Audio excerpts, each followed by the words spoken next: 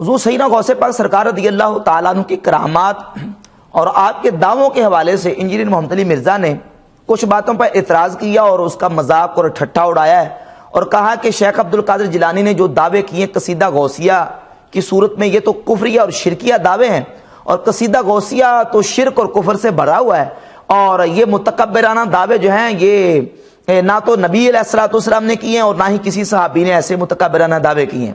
حالانکہ انجینئر محمد علی مرزا کی سوچ میں فرق ہے۔ حضور سیدنا غوث پاک سرکار رضی اللہ تعالیٰ عنہ نے جو دعوے کیے ہیں یہ متکبرانہ نعوذ باللہ دعوے نہیں ہیں، بلکہ یہ تحدیث نعمت ہے، اور اللہ نے جو عظمت اور شان ان کو عطا کی اس کا اظہار ہے۔ اگر اس طرح کے دعووں کو تکبر کہا جائے، نعوذ باللہ، اور کبر اور بڑائی اور تکبر کہا جائے، تو پھر انبیاء علیہم الصلوۃ والتسلیمات نے اور نبی پاک صلی اللہ علیہ وسلم نے اور صالحین نے جو دعوے کیے ہیں کیا ان کو تکبر کہا جائے گا؟ قرآن مجید میں حضرت سیدنا عیسیٰ علیہ الصلوۃ والسلام کا ذکر سورہ آل عمران کی آیت نمبر 49 میں موجود ہے۔ عیسیٰ علیہ الصلوۃ والسلام فرماتے ہیں وَأُنَبِّئُكُم بِمَا تَأْكُلُونَ وَمَا تَدَّخِرُونَ فِي بُيُوتِكُمْ، جو تم کھا کے آتے ہو اور جو تم گھروں میں چھوڑ کے آتے ہو میں تمہیں اس کی خبر دیتا ہوں۔ اُنَبِّئُكُم، میں تمہیں خبر دیتا ہوں جو تم کھا کے آتے ہو جو تم گھروں میں چھوڑ کے آتے ہو۔ تو کیا عیسیٰ علیہ السلام نے یہ تکبر کیا؟ نعوذ باللہ نہیں، تحدیث نعمت ہے، اور اللہ نے جو عظمت و شان دی اس کا اظہار ہے۔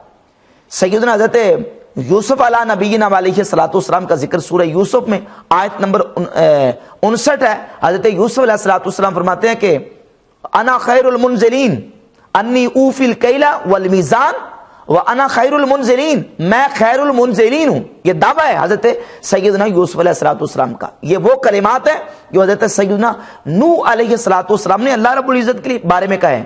سورہ مومنون کی آیت نمبر 29 ہے۔ حضرت نوح علیہ السلام اللہ رب العزت کی بارگاہ میں عرض کرتے ہیں وَأَنْتَ خَيْرُ الْمُنزِلِينَ، یا اللہ تو خیر المنزلین ہے، اور سورہ یوسف میں یوسف علیہ السلام کہتے ہیں انا خیر المنزلین۔ تو اب یہ ان کا دعویٰ کیا تکبر تھا؟ نعوذ باللہ تعالی۔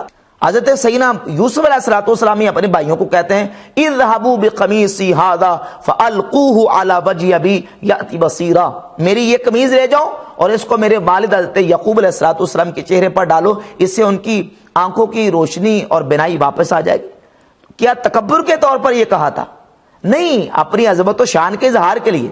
انی حفیظ علیم، فرمایا میں حفیظ و علیم ہوں، یہ یوسف علیہ الصلوۃ والسلام کا دعویٰ تھا۔ تو کیا نعوذ باللہ یہ دعویٰ تکبر تھا؟ ہرگز نہیں۔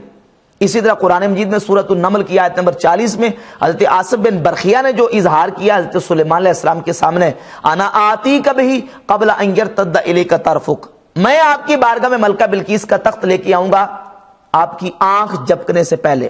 یہ دعویٰ تو ہے لیکن تکبر نہیں ہے، بلکہ اپنی عظمت کا اظہار ہے، اپنی شان کا اظہار اور تحدیث نعمت ہے۔ سرکار دو عالم صلی اللہ تعالی علیہ وسلم کے بے شمار دعاوی کتب حدیث میں موجود ہے۔ نبی پاک صلی اللہ تعالی علیہ وسلم نے کتنے دعوے کیے ہیں؟ صحیح مسلم میں حدیث نمبر 5940 ہے۔ نبی پاک علیہ الصلوۃ والسلام فرماتے ہیں انا سید ولد آدم یوم القیامہ، قیامت کے دن میں اولاد آدم کا سردار ہوں۔ تو اب یہ حضور علیہ الصلوۃ والسلام کا دعویٰ نعوذ باللہ تکبر ہے، علیہ باللہ۔ یہ حضور علیہ الصلوۃ والسلام کا یہ دعویٰ تحدیث نعمت اور اظہار عظمت کے لیے ہے۔ اسی طرح نبی پاک علیہ الصلوۃ والسلام کی حدیث ہے سنن ابن ماجہ حدیث نمبر 4190 اور جامع ترمذی 2312 نمبر حدیث ہے۔ فرمایا کہ انی ارا ما لا ترون واسمع ما لا تسمعون، میں وہ دیکھتا ہوں جو تم نہیں دیکھ سکتے، اور میں وہ سنتا ہوں جو تم نہیں سن سکتے۔ تو یہ سرکار دو عالم علیہ الصلوۃ والسلام نے خود دعوے فرمایا تحدیث نعمت کے طور پر۔ ان کو تکبر نہیں کہہ سکتے، یہ تکبر وہی کہے گا جس کے دل میں کجی اور ٹیڑھ ہے اور جو حق اور حقیقت کو سمجھنے کے موڈ میں نہیں ہے۔ اور یہ جو اعتراضات مرزا کرتا ہے، یہ اعتراضات وہ ہیں جو منکرین حدیث کے اعتراضات ہیں، جو ملحدین کے اعتراضات ہیں قرآن پر۔ یعنی مثال کے طور پر بخاری مسلم میں ایسے انبیاء علیہم الصلوۃ والتسلیمات کے معجزات موجود ہیں، ان کی عظمت و شان یا ان کے واقعات موجود ہیں، ان واقعات کو لے کر منکرین حدیث جو ہیں وہ اعتراضات کرتے ہیں، اور ملحدین قرآن مجید پر اعتراضات کرتے ہیں، قرآن مجید میں جو انبیاء کے معجزات ہیں ان کا ذکر دیکھ کے۔ تو انہی سے سیکھ کر مرزے نے اولیاء اللہ کی کرامات پر اعتراض اور انکار کرنا شروع کیا، اور اسی انداز سے اعتراض کرتا ہے جس طرح منکرین حدیث اور ملحدین اعتراض کرتے ہیں۔ اور پھر سیدنا غوث پاک سرکار رضی اللہ تعالیٰ عنہ نے اپنے مریدوں کے حوالے سے جو بات کی ہے، یہ بطور ادلال اور بطور ناز کی، اللہ کی بارگاہ میں جو ناز اور ادلال ہوتا ہے اللہ کے محبوبوں کا، اس انداز سے بات کی ہے۔ اس کو میں اس طریقے سے سمجھاؤں گا۔ سنن نسائی میں حدیث ہے، 5020 نمبر حدیث ہے، نبی پاک صلی اللہ علیہ وآلہ وسلم نے ارشاد کیا، قیامت کا دن ہوگا، اہل ایمان مومنین اللہ کی بارگاہ میں جھگڑا کریں گے۔ مومنین اپنے مسلمان مومن بھائیوں کے لیے جھگڑا کریں گے۔ تم ایک دوسرے کے ساتھ جو اپنے دنیاوی معاملات میں جھگڑا کرتے ہو، اس سے زیادہ وہ رب کی بارگاہ میں جھگڑا کریں گے۔ حدیث کے کلمات ہے، ما مجادلۃ احدکم فی الحق یکون لہ فی الدنیا باشد مجادلۃ من المؤمنین لربہم فی اخوانہم، یعنی مومنین اپنے بھائیوں کے بارے میں جو جھگڑا رب کی بارگاہ میں کریں گے، تمہارے اس جھگڑے سے زیادہ اشد ہوگا، زیادہ سخت ہوگا جو تم دنیا میں ایک دوسرے کے ساتھ معاملات میں جھگڑا کرتے ہو، وہ اللہ کی بارگاہ میں جھگڑا کریں گے۔ تو کیا مومنین اللہ کے جھگڑا اللہ پر کوئی پریشر یا دباؤ ڈالتے ہوئے کریں گے؟ نہیں، بلکہ ناز، اللہ کی بارگاہ میں ان کا جو ناز ہوگا اور جو ادلال کے طور پر کریں گے وہ ہوگا، نہ کہ نعوذ باللہ اللہ کے ساتھ کوئی پریشر اور دباؤ ڈالنے کے لیے جھگڑا کریں گے۔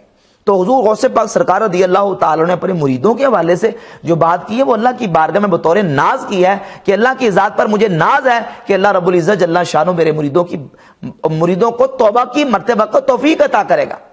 اس طرح ایک اور روایت کتب حدیث میں موجود ہے اور متعدد کتابوں میں یہ روایت موجود ہے کہ کچا بچہ، جو بچہ فوت ہو گیا، وہ کچا بچہ وہ اللہ کی بارگاہ میں اپنے والدین کے لیے جھگڑا کرے گا۔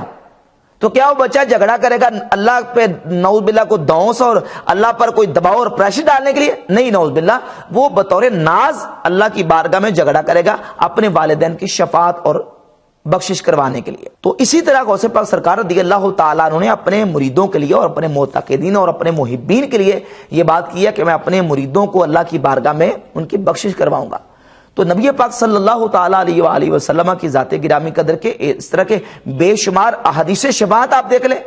نبی پاک علیہ الصلوۃ والسلام قیامت کے دن اپنے غلاموں کی، اپنے امتیوں کی اور اپنی امت کے گناہگار لوگوں کی شفاعت رب کی بارگاہ میں کریں گے۔ اور حضور علیہ الصلوۃ والسلام کی احادیث موجود ہے کہ سب سے پہلے جنت کا دروازہ جو ہے وہ کھٹکھٹانے والا میں ہوں گا۔ تو کیا یہ تکبر کے طور پر نہیں، یہ اللہ کی بارگاہ میں جو ان کی شان ہے اس کا اظہار اور اس عظمت کا اظہار ہے۔